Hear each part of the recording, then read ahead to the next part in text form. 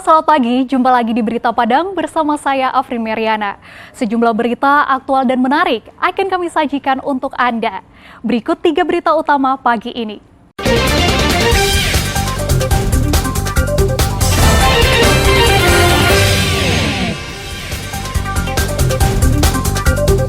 Diduga korban pembunuhan oknum tentara, polisi bongkar makam korban di Sawah Lunto.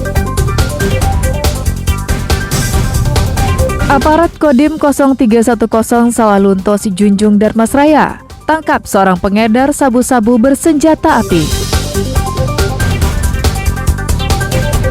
Pemerintah Kabupaten Lamban mengurus bencana hingga belasan korban tewas akibat kecelakaan. Kami sampaikan dalam Padang Sepekan.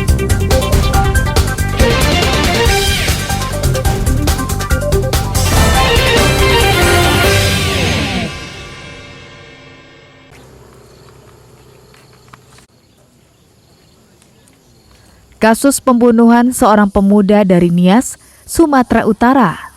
Pada Desember tahun 2022 lalu, menggemparkan lantaran melibatkan anggota TNI Angkatan Laut bersama seorang warga sipil bernama Alvin. Korban dibunuh dan jasadnya dibuang di sebuah jurang di daerah Talawi, Sawah Lunto. Selama 4 jam, tim gabungan memeriksa jenazah Iwan Sutrisma Telaum Banua di tempat pemakaman umum Cemara Lubang Panjang, Sawah Lunto. Jasad pria berusia 21 tahun ini terpaksa dibongkar untuk memastikan penyebab kematiannya. Kasus pembunuhan baru terungkap pada Maret 2024 setelah keluarga melaporkan korban tak pernah pulang sejak mengikuti calon siswa Bintara TNI di Padang. Kecurigaan pun mengarah ke Serda Iwan Sutrisman yang berjanji meloloskan korban menjadi tentara dan meminta uang sejumlah 200 juta rupiah. Setelah ditangkap, Serda Iwan Sutrisman mengakui telah membunuh korban karena tak mampu mengembalikan uang kepada keluarga korban. Isak tangis keluarga iringi prosesi pembongkaran dan otopsi jenazah. Sudah hampir 2 tahun korban hilang dan akhirnya jasadnya ditemukan. Kami sebagai keluarga menuntut satu, ya biar dihukum secara berat-beratnya setimpal perbuatan yang dilakukan oleh oknum dan atas kejahatannya itu. 2, segala sesuatu yang sudah diberikan kepada yang dia minta kepada orang tua almarhum ini agar dikembalikan seutuhnya.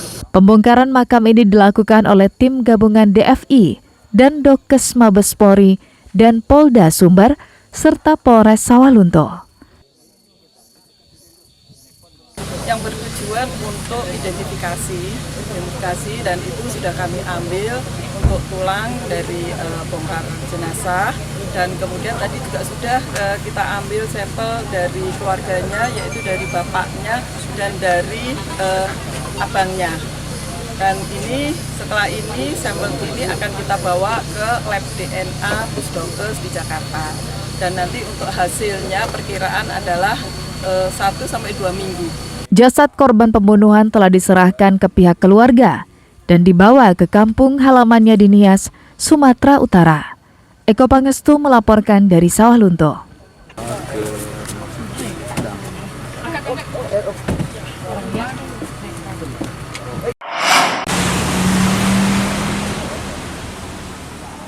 Budi Prasetya, warga Sungai Limau ini, dibawa ke Puskesmas Sungai Limau, Padang Pariaman, untuk mendapatkan visum. Korban meninggal di lokasi kejadian setelah terlibat kecelakaan dengan sebuah mobil di jembatan Latiang Sungai Sirah. Pihak Satlantas Polres Pariaman yang melakukan olah TKP mengungkapkan, kejadian diduga akibat hujan deras yang melanda daerah ini sejak Kamis pagi hingga mengganggu jarak pandang pengemudi mobil yang datang dari arah Lubuk Basung menuju Pariaman. Sedangkan sepeda motor dari arah berlawanan. Kondisi mobil mengalami kerusakan di bagian depan dan belakang. Sedangkan sepeda motor korban rusak parah. Sementara dari keterangan sementara yang kita dapati, karena cuaca hujan dan masyarakat tidak ada di tempat kejadian. Keterangan yang sementara kita dapati, mobil datang dari arah Lubasung karena hujan, jadi tidak kelihatan kendaraan datang dari arah berlawanan. Terjadilah kecelakaan lalu lintas. Saat ini, jenazah korban telah dimakamkan oleh pihak keluarga dan penyebab pasti kecelakaan masih dalam penyelidikan Satuan Lalu Lintas Polres Pariaman. Kasus ini menjadi peringatan bagi pengendara sepeda motor. Jika hujan deras mengguyur dalam perjalanan, maka langkah sebaiknya adalah berteduh dan menunggu hujan reda. Eki Rafki melaporkan dari Pariaman.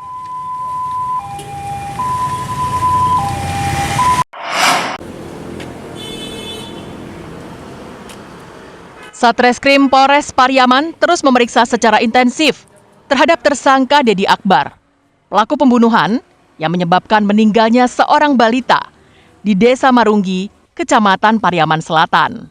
Dalam keterangannya pada Rabu petang, polisi kini memiliki kelengkapan berkas untuk secepatnya dilimpahkan ke kejaksaan, yakni berupa hasil otopsi, pemeriksaan saksi, serta pengakuan dari tersangka sendiri. Korban merupakan anak tiri pelaku, dinyatakan meninggal di sebuah rumah sakit pada tanggal 4 April lalu. Korban dipukuli di bagian perut, rusuk, dan kepalanya berulang kali. Tersangka mengaku kesal dan cemburu terhadap istrinya, ditambah anak tirinya yang terus menangis karena menderita diare. Peristiwa ini tak hanya membuat gempar warga Pariaman, tapi juga warga Sumatera Barat. Tersangka kabur usai mengantar korban ke rumah sakit. Polisi berhasil menangkapnya 3 hari kemudian di daerah Silayang Atas, Padang Panjang. Karena berusaha kabur, tersangka ditembak kakinya. Dari lidik naik ke sidik. Setelah kasus naik ke sidik, kita ulangi pemeriksaan lagi terhadap para saksi untuk melengkapi alat bukti. Sampai sekarang sudah kita lengkapi dengan 3 alat bukti, yaitu hasil visum, RR Putun, kemudian otopsi, kemudian keterangan saksi-saksi, kemudian keterangan tersangka sendiri yang mengakui perbuatannya. Untuk kelengkapan berkas perkara, direncanakan minggu depan polisi akan melakukan rekonstruksi. Eki Rafki melaporkan dari Pariaman.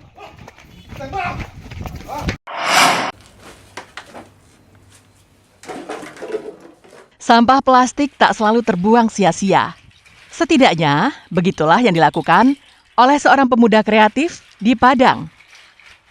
Di sebuah bengkel kerja yang terletak di kawasan Marapalam, Kecamatan Padang Timur, pusat kota Padang, sampah-sampah plastik dikumpulkan. Mulai dari tutup botol plastik, kaleng plastik, ember plastik, dan sampah plastik lainnya. Sampah plastik kemudian dihancurkan dengan cara dipotong kecil-kecil. Cacahan plastik itu selanjutnya dicetak dengan bentuk yang diinginkan, lalu dibakar menggunakan oven. Hasilnya, karya seni plastik dengan warna-warni yang cantik dan estetik. Olahan sampah plastik itu selanjutnya dibuat menjadi berbagai macam produk, seperti kursi, meja, jam dinding, dan barang lainnya. Olahan sampah plastik dijual dengan harga mulai dari Rp10.000 hingga Rp500.000. Produksinya telah dipasarkan melalui media sosial secara daring hingga keluar daerah. Dalam 1 bulan, bisa meraup omset hingga puluhan juta rupiah. Mencoba untuk kerjasama dengan Bank Sampah, karena Bank Sampah salah satu lembaga yang sangat membantu kami karena bisa menyentuh sampai ke masyarakat untuk mengumpulkan sampah yang sudah terpilah dan sampah yang dibutuhkan oleh kami. Selain itu kami juga mengambil dari pengepul ataupun pemulung yang biasanya mengumpulkan sampah-sampah plastik di masyarakat begitu. Kini, sampah plastik yang menjadi masalah lingkungan bisa menjadi pundi-pundi uang di tangan pemuda kreatif ini. Alfi melaporkan dari Padang.